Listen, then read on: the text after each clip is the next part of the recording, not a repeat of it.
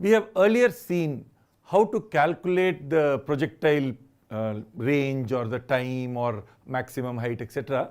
when something was projected in this kind of a direction, but it was written in the form of 3 I cap plus 4 j cap. So something I cap, something j cap, that was the velocity that was given.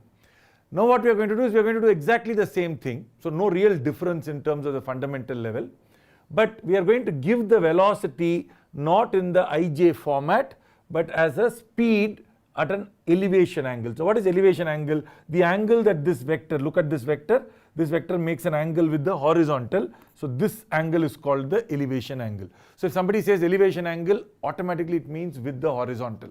They don't need to tell you that. So it's not really complicated. So because, for example, if I throw this, you can see that this ball goes up and comes back down. We are going to first focus only on situations where the ball starts and ends at the same level. We will call this ground to ground projection, but it is also possible that it could be from a building to another building of the same height. The important thing is both must be at the same height. So when I throw it, let us say this was the velocity. The ball is going to move like that and it's going to come back and hit the ground exactly there. You already know that if this velocity was like this velocity and that velocity, they are going to be connected, right? So for example, if this was 3I plus 4j, 3I plus 4j, this will also be 3I minus 4j. So you know this already, right? Now let us try to see, for such a problem, is it easy for us to come up with formulas which will help us solve this problem. Now instead of giving you the velocity, I'm giving you u, which is the speed, and this is the angle theta. There are three big things that we want to first calculate. One is the time that it takes to go from here to there. I will call it capital T. The second is the range, which is the horizontal distance from this end to that end. And then of course the third will be the maximum height. We'll come to that in a minute. Before we get started, it's a very simple, straightforward idea. You look at u, immediately resolve u as u cos theta. So anytime I take this vector and bend it this way, you know that this is u cos theta. This must be u sin theta, but keeping it here is not very convenient. So we will mark the u sin theta here. So this is u sin theta. So you can rewrite that u vector as u cos theta I cap plus u sin theta j cap. Now if I knew that this velocity here was 4 meters per second upwards, then you know that when it comes down, what is it going to be? Minus 4 meters per second. So this component of the velocity, I will draw it here. This component of the velocity is going to be minus u sin theta. Minus u sin theta j cap. Okay, this is u sin theta j cap, that is minus u sin theta j cap. And then there is a horizontal component of the velocity which is exactly the same as before. So it is u cos theta I cap. So that means instead of dealing with u, we can basically deal with these two things, and that's, you already know how to do it. Suppose for example I had told you that this velocity was 3I cap and that was 4j cap meters per second. Then you can say that the time it takes to come back, well, this is going to be minus 4. So minus 4, right, final velocity minus initial velocity by the acceleration, which is minus 10. So you know that you're going to get minus 8 by minus 10, which is 0.8. So this is 0.8 seconds. And if it is 0.8 seconds, 0.8 into 3 is going to give me how much distance? The range will be 3 times 0.8, which is 22.4 basically. 3 into 8 is 24, so 2.4 meters. So very easy to calculate range, calculate the time, all of that. Same thing we are going to do, we are going to use variables. That's the only difference. So u sin theta has become how much? Minus u sin theta. And acceleration is g, but in the downward direction. So I will write minus g j cap is the acceleration. Why minus g j cap? G is always a positive number. 10 or 9.8, whichever we feel, it is 9.8 meters per second squared downwards. Because it's downwards, you have to write it as minus g j cap. So now if I look at time, time is change in velocity by acceleration. Change in velocity, change in the vertical velocity. What is this velocity? Minus u sine theta, minus u sine theta. It is minus u sine theta itself is the final velocity, minus initial velocity. Initial velocity is plus u sine theta. So minus of plus u sine theta. Divide by the acceleration, which is minus g. So you can see that the time, because there is a u sine theta, minus u sine theta here and a minus u sine theta, because minus of u sine theta, you get 2u sine theta by g. Okay, so this is the total time that the projectile is traveling for. Please remember, this does not work if I threw it here and it fell there. It does not work if I threw it here and it fell there. It only works if it comes back to the exact same level. Why? Because only if it comes back to the same level, you can say u sine theta minus u sine theta. Where did that come from? Because if you go up and you come back down, vertical motion goes up and comes back down. When you come back down, you must have zero displacement, not horizontally, vertically, and therefore initial velocity plus final velocity by 2, average velocity must be 0. So initial velocity and final velocity must be opposite. So that's where it comes from. It only works if you come back to the same level. Okay, so now that I've got time, I can calculate what the range is. What is the range? Range is this velocity into the time. So it is u cos theta into t. U cos theta into this total time t. But this time I already know it is 2u sine theta by g. So into 2u sine theta by g. Now if I look at this calculation, you can say let's pull the 2 out, but instead of that what I will do is I will take the u square out. Okay, I have a 2 sine theta cos theta. Now there is a formula in trigonometry which says 2 sine theta cos theta is equal to sine 2 theta. We can also leave it as 2 sine theta cos theta, but this is a very standard form.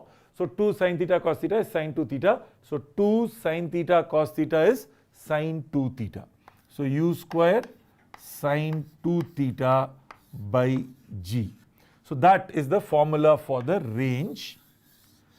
Generally, I would advise that we don't use these formulas much. Of course, you need to remember some of these formulas. People will ask you questions directly based on this. But it is good to not use the formula and derive it every time. Remember, it is just simply u cos theta into the travel time. What is the travel time? 2u sine theta by g. Why is it 2u sine theta by g? U sine theta minus u sine theta. So change in velocity 2u sine theta. So this is the change in velocity. This is the acceleration. Change in velocity by acceleration. 2u sine theta by g. Range is that travel time into this component, which is u cos theta. So u cos theta into the travel time, which is 2u sine theta by g. The only extra complication is that we are converting cos theta into 2 sine theta. 2 sine theta cos theta is sine 2 theta. So u square sine 2 theta by g. Notice travel time has a 2 outside. 2u sine theta by g. Range has u square sine 2 theta by g. But for both of these, there is no 2 in the denominator. Why am I saying no 2 in the denominator? Because the next formula would have 2 in the denominator. So now let me write the next formula. So the next formula is for the maximum height, that is this height. We want to find out what is this height h. Okay. Now if I look at the ball, let us say that was thrown, at this point the ball has a horizontal component. What about the vertical component? 0, because it has reached the maximum height. Remember, it is equivalent to throwing something up like that. It is going to do this. The vertical component does this. What is the vertical velocity at that point? 0 meters per second. The horizontal velocity is u cos theta. Right? So what was my initial velocity? U sine theta. What is my final velocity? 0. You could argue that therefore my change in velocity is 0 minus u sine theta. divided by minus g, it will give you exactly half of this time. Because here you had minus sine theta, minus u sine theta, minus u sine theta. Now if this was 0, you will just get minus u sine theta by minus g. So instead of getting 2u sine theta by g, you will get u sine theta by g. So the travel time till here is t by 2, which is u sine theta by g. Is that okay? So if you want the range will also be exactly half. But let's not worry about the range, we want to talk about the maximum height. So you know that the time from here to there, or the time from here to there, is known, u sine theta by g. But do we know something more? Yes, we know the average velocity. What is this velocity? U sine theta. What is that velocity? 0. So what is the average velocity? U sine theta by 2. So if I want to calculate maximum height, so let's calculate it here, h max. So h max, what is it? U sine theta plus 0 by 2. So it is going to be u sine theta plus 0 by 2. So where did that come from? Why the by 2? Because it's average velocity, u plus v by 2. U plus v by 2. U sine theta plus 0 by 2. Into the travel time. And the travel time, while you're calling it t by 2, that is not where the by 2 comes, because this already has a 2, right? It is just simply u sine theta by g. So into u sine theta by g. And so if I simplify this, you can see it is u square sine square theta by 2g. Notice that there is a 2g sitting there. So h max, the highest point where it's reaching, that formula has a u square sine square theta by 2g. Sine square theta. Why sine square theta? This doesn't have a sine square theta. This doesn't have a sine square theta. But that is because this was u sine theta, that is 0. So the average velocity has a u sine theta by 2. The time also has a u sine theta. So u sine theta into u sine theta, u square sine square theta by 2g, because of the average velocity by 2. So I hope this is clear. So we've got these three important formulae. We will be using these formulae when we are solving problems. I want to just repeat a little bit of what these formulae kind of where they come from.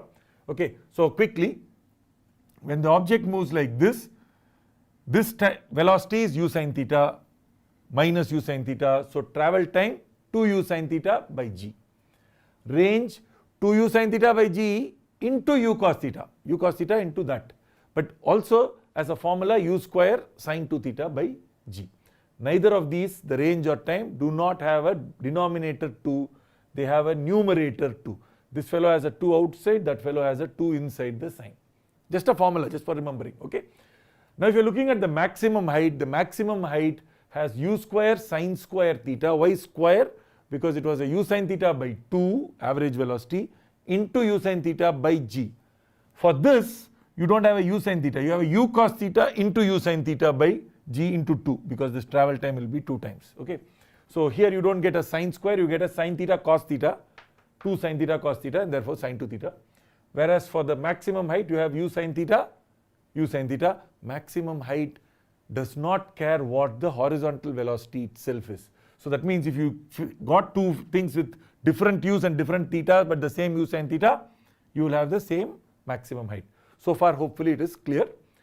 Now there is one last formula that we will derive, not very useful formula, but sometimes you need to use it in some rare cases. And this is the formula for y as a function of x. So suppose I say that this was the origin. Imagine this is the y-axis and this is the x-axis. When the object is at some point here, which is x value, you want to know what is the y value. Okay, so now let us derive that here. So I'm going to basically look at y versus x. So now let us say that it takes time t seconds, small t seconds, to reach this point. Okay, so that means in small t seconds it has reached x. So what can I write? I can write x is equal to u cos theta into t. U cos theta is the velocity into time. Well, whatever time it takes there is the time that it takes here. So x is equal to u cos theta into t. So what does that tell you about t? It tells us t is x by u cos theta. we'll use this. Okay. Now, what about this height? So let's call this height y till that point. Okay. So what can I write about y? Y is, if you had an initial velocity u, you could have written ut plus half a t square, right? Here, of course, u, instead of u, you have u sine theta because the vertical velocity is u sine theta. So it is u sine theta t minus half, it is plus half a, but a is minus g, right? So minus half g t square. So I hope that is clear. Now if I take this t value from here and substitute it in here, what am I going to get? I'm going to get u sine theta into x by u cos theta. U sine theta into x by u cos theta minus g by 2, and t square is going to give us x square by u square cos square theta. Now I can cancel out this u and that u, and what do I have? Tan. So I'll write y is equal to x into tan theta, x tan theta, minus g by 2 u square cos square theta. Now you can also make this g secant square theta by 2 u square, because 1 by cos square is secant square, but let's not worry about that, into x square. So this gives me the formula for y as a function of x. Is that hopefully clear? Now remember, if I put y is 0, what will happen if I put y is 0? It's coming back to where we started. That means this must be 0, x is one possibility, x is 0 is one possibility. The other possibility will be, you can just write tan theta is equal to g by 2 u square cos square theta into x. So you can write, you can find out from this, you can solve, take it to that side. You will end up getting 2 u square cos square theta tan theta by g. Does this formula look familiar? Cos square theta into tan theta, sin theta by cos theta, one cos theta will cancel out. So you will get cos theta sin theta. 2 cos theta sin theta is how much? 2 sin theta cos theta, sin 2 theta. So you will end up with u square sin 2 theta by g. U square sin 2 theta by g. What formula is that? Range. But if it comes back to the starting point, isn't it range? Because x will be equal to the range if y is 0. Of course, that is not the most important point. The most important thing is to remember that we can use this equation. If I know x, I know y. It tells you y is a function which is a quadratic function in x. Now what kind of a graph will you get for a quadratic? Parabola. So that means y versus x, this thing, this graph is a parabola. So this path is a parabola. So that is the important idea. Okay. So now let us quickly look at what we have learned. We have learned that time calculation, 2u sin theta by g. We have learned range calculation, u square sin 2 theta by g. And then maximum height is u square sin square theta by 2g. And then finally, of course, we have learned y versus x, an equation which tells you the projectile path. Now, will we use these formulas? Yes, we will. But should you learn how to not use the formula and still find the answer? Yes, it's important. So therefore, every time just simply resolve. You've got the horizontal and vertical components. Just use the vertical component to calculate the time. Then use the horizontal component to find out how far you've gone. Let me again tell you, this is not valid, N-O-T, not valid if this fellow does not come back to the same level. It is only valid if it comes back to the same level. So I hope that is clear. Now let us look at a few applications of this.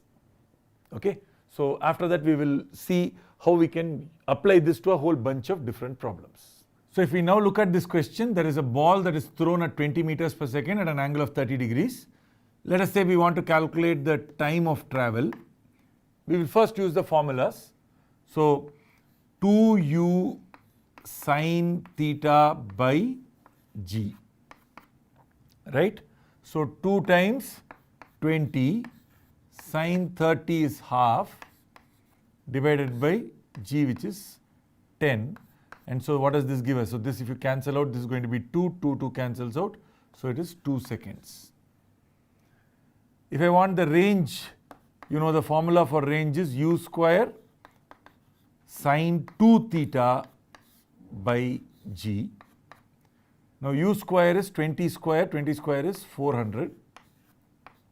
Sine 2 theta, sine of 60 degrees. What is sine of 60 degrees? Root 3 by 2.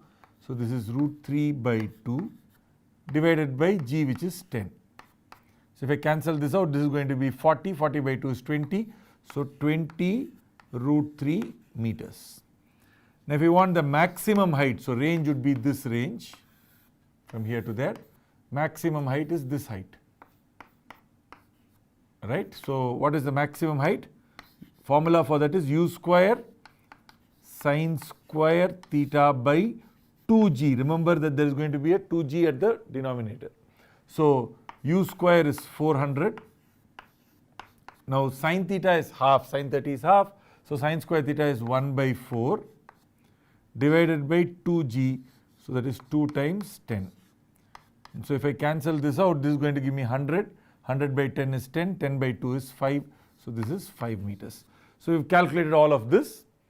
Now if somebody says, well, this range was 20 root 3 at a distance of 10, find out what the height is, you can use the formula for y versus x, which I'm not going to do now. I'm more interested in telling you how we can do the same question without really using all this. And that's also important to know. So what is the horizontal velocity? 20 cos 30. What is cos 30? Cos 30 is root 3 by 2. So 20 times root 3 by 2 is 10 root 3. Okay. And vertical velocity is 20 sine 30. Sine 30 is half. So this is 10 meters per second. And when it comes back down, you know that it has a vertical component which is minus 10 and the horizontal component remains 10 root 3. So that's not going to change. So 10 has become minus 10. So the change in velocity, final velocity minus 10 minus initial velocity 10. So time you can directly write as minus 10 minus of plus 10 divided by acceleration minus 10. So minus 20 by minus 10, 2 seconds. This is not at all difficult, right? This is in fact going to be almost the same time as that. So calculating the time, you can directly look at 10 minus 10. So change in velocity 20 minus 20 divided by minus 10 is 2 seconds. Now as far as range is concerned, you know this travel time is how much? 2 seconds. What is this velocity? 10 root 3. So 10 root 3 meters per second into 2 seconds. So it is 20 root 3. If you notice, this was faster than using the formula. And there's a good chance you will make mistakes with the formula. So my suggestion is always do this. At least do this for checking if you need to use the formula anyway for calculation. As far as maximum height goes, what is this velocity? 10. What is the velocity there?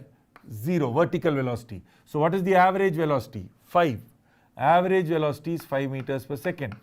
How much time does it take to go from here to there? How much time did it take to go from here to there? 2 seconds. It will take half the time, which is 1 second. So into 1 second. So this is 5 meters. Again, if you notice, this is faster than applying the formula. So always split it up as u cos theta, u sin theta, and directly use the idea that you know this is 10 minus 10, change in velocity 20 minus 20, because you want to do with signs, then it's minus 10 minus of minus 10, minus of plus 10. So that's minus 20 divided by minus 10. Okay, so 20 by 10 gives you 2 seconds. So once you know the time, you know this time is 1 second. If somebody asks you what is this distance, half the distance.